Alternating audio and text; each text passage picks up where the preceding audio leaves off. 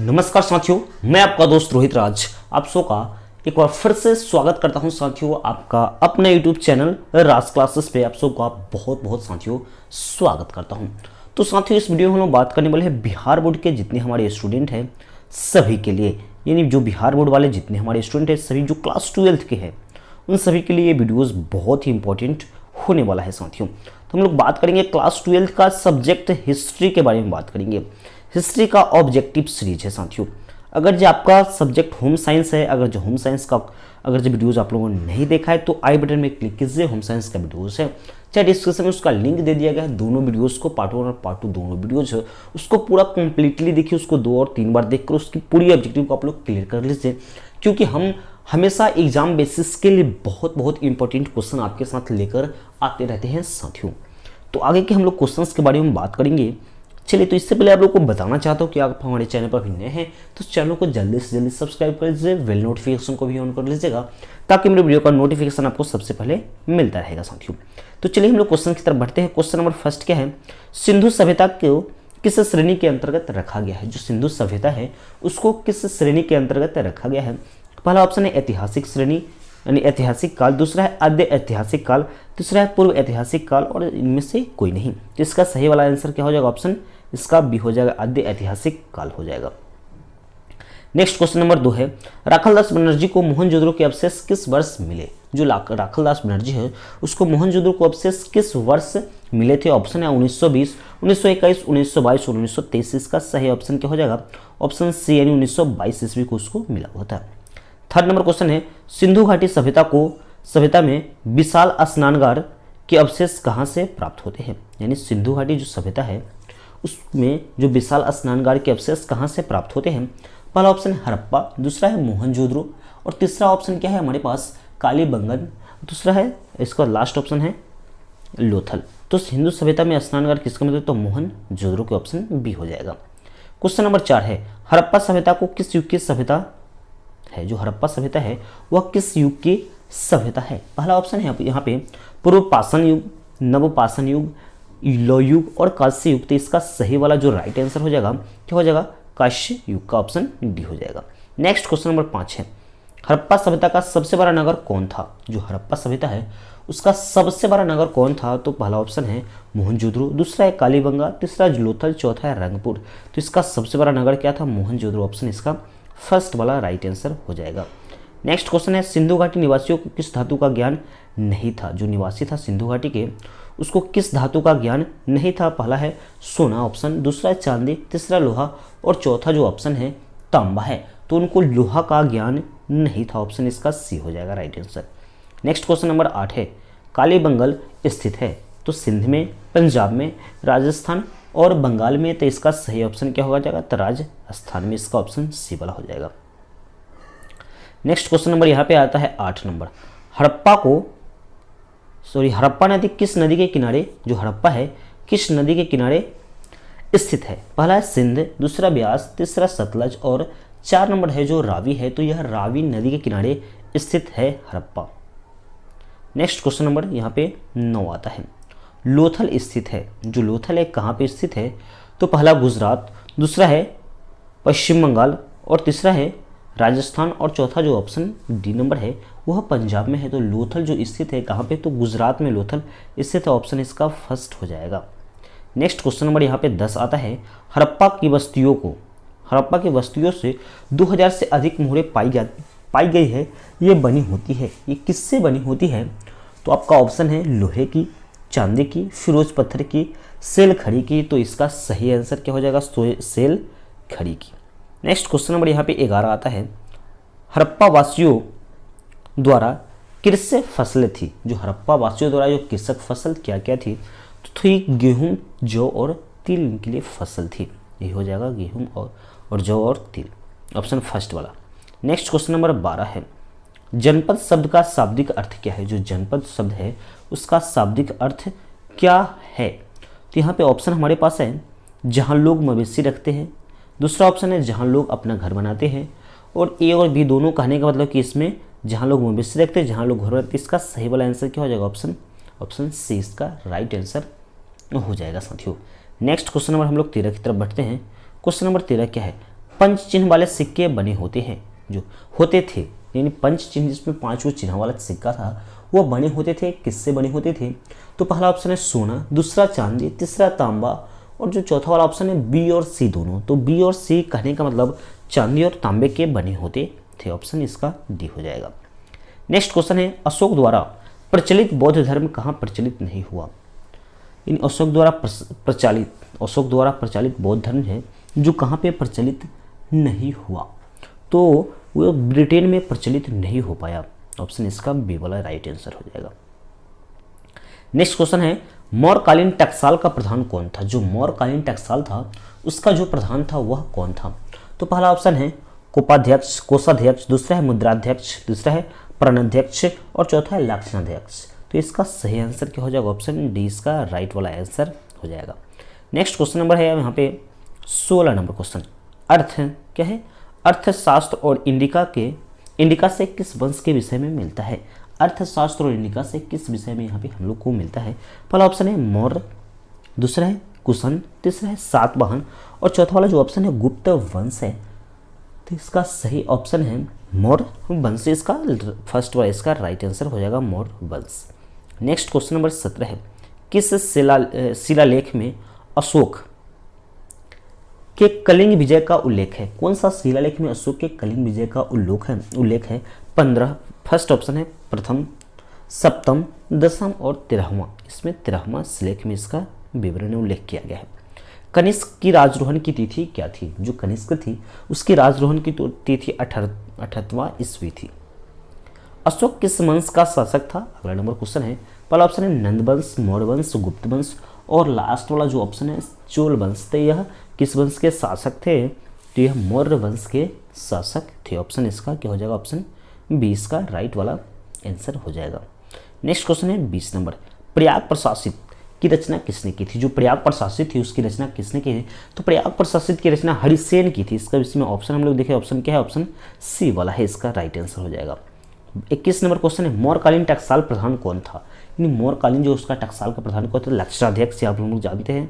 Option D वाला इसका right answer. ये सब लगता है क्वेश्चन एक बार रिपीटेड हो गया है।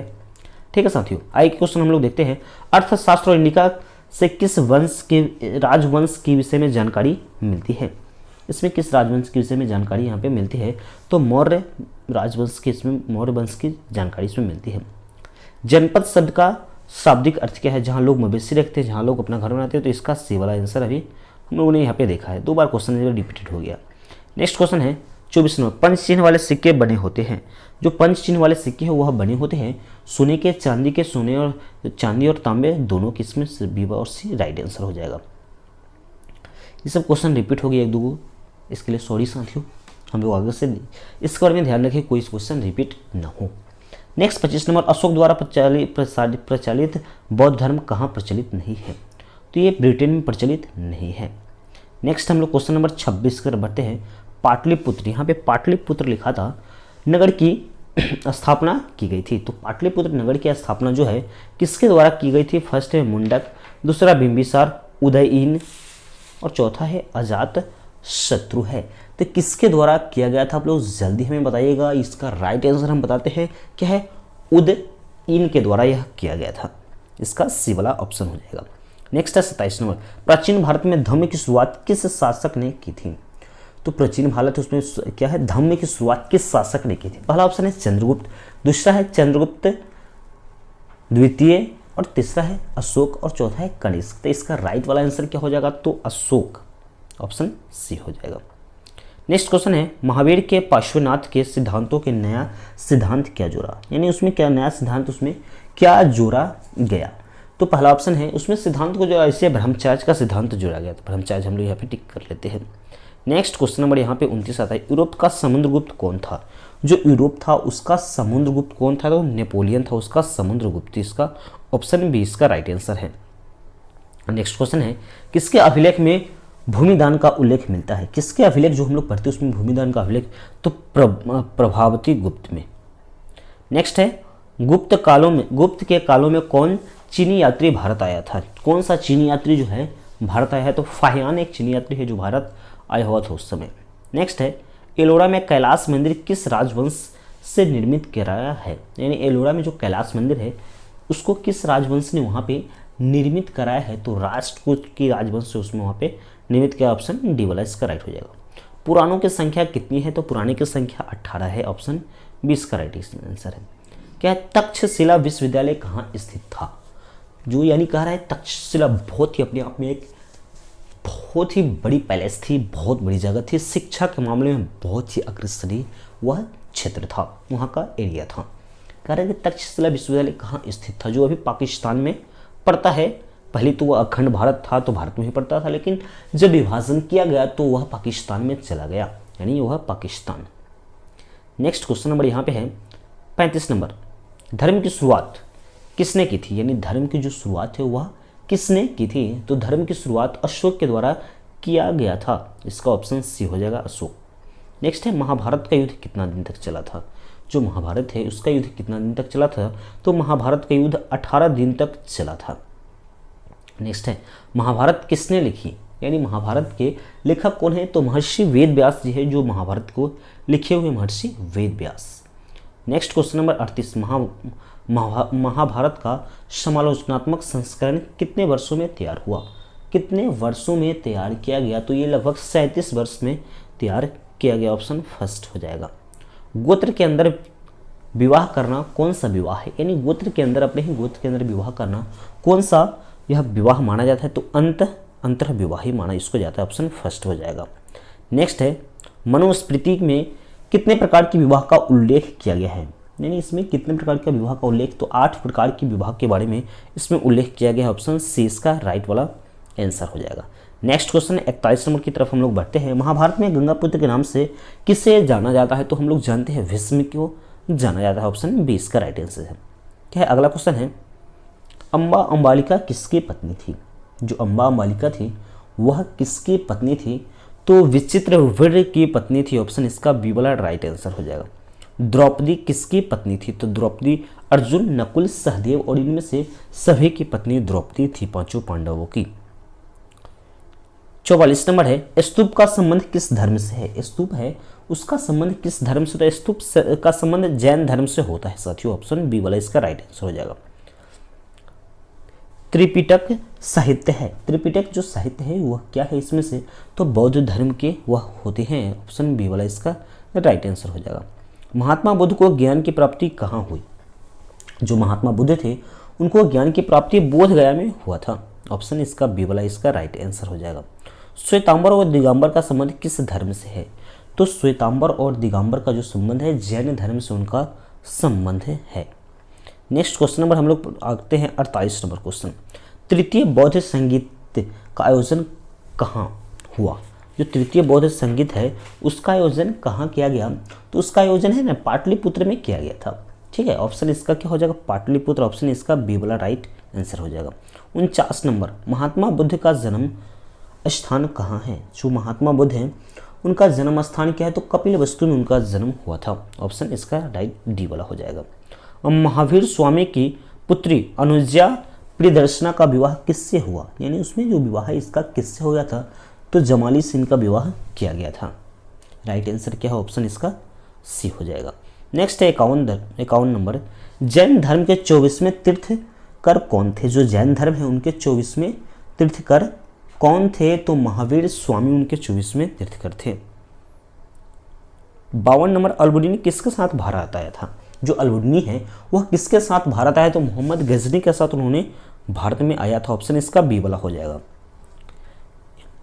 अगला 53 नंबर क्वेश्चन है, इब्न बतूत किस देश का निवासी था, इब्न बतूत किस देश का निवासी था, तो इसका ऑप्शन है मिस्र, पुर्तगाल, मोरक्को और फ्रांस, तो इसका राइट आंसर क्या हो जाएगा मोरक्को, ठीक है साथियों, इसका ऑप्शन आपके लिए बहुत ही वाला इंपॉर्टेंट है, मोरक्को हो जाएगा, इसका राइट वाला आंसर हो जाएगा। नेक्स्ट क्वेश्चन नंबर है 44, इब्न बतूता ने अपनी यात्रा का विवरण किस भाषा में लिखा था, उन्होंने अपनी किस भाषा में, तो फारसी भाषा में उन्होंने लिख कर यहाँ से गए हुए थे, फारसी भाषा। नेक्स्ट क्वेश्चन नंबर 55 है, गुप्त काल में कौन चीनी यात्री भारत आया था, गुप्त काल में कौन सा ऐसा चीनी यात्री है जो भारत आया था, तो फाहियान है, फाहियान एक चीनी यात्री जो भारत आया था। क्वेश्चन नंबर 56 है, दिल्ली से दौलताबाद किस शासक ने अपनी राजधानी परिवर्तित की, यानी दिल्ली से दौलताबाद? किस शासक ने अपनी राजधानी को परिवर्तित किया? तो मोहम्मद तुगलक जो है उन्होंने अपने क्षेत्रों को, राजधानी को परिवर्तित करवा दिया। नेक्स्ट क्वेश्चन नंबर यहाँ पे आता है 57, वास्को डी गामा कब भारत पहुंचा? जो वास्को डी गामा थे वो भारत कब पहुंचे थे? तो वो 17 मई 1498 ईस्वी को भारत पहुंचे थे। नेक्स्ट क्वेश्चन नंबर 58 है यहाँ पे, अलबरूनी भारत में जिस शताब्दी में आया था वह कौन सा शताब्दी था?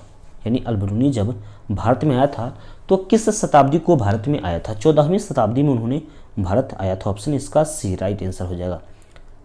तहकीक ये हिंदी में किसका यात्रा वृत्तांत लिखा है? तहकीक ये हिंदी में किसका यात्रा है जो वृत्तांत में लिखा गया है? तो इसमें अलबरूनी का जो है यात्रा वृत्तांत में लिखा गया। ऑप्शन इसका फर्स्ट वाला राइट आंसर हो जाएगा। मेगास्थनीस कौन था? जो मेगास्थनीस है वो कौन था? तो मेगास्थनीस एक राजदूत था। ऑप्शन इसका सी वाला राइट आंसर हो जाएगा।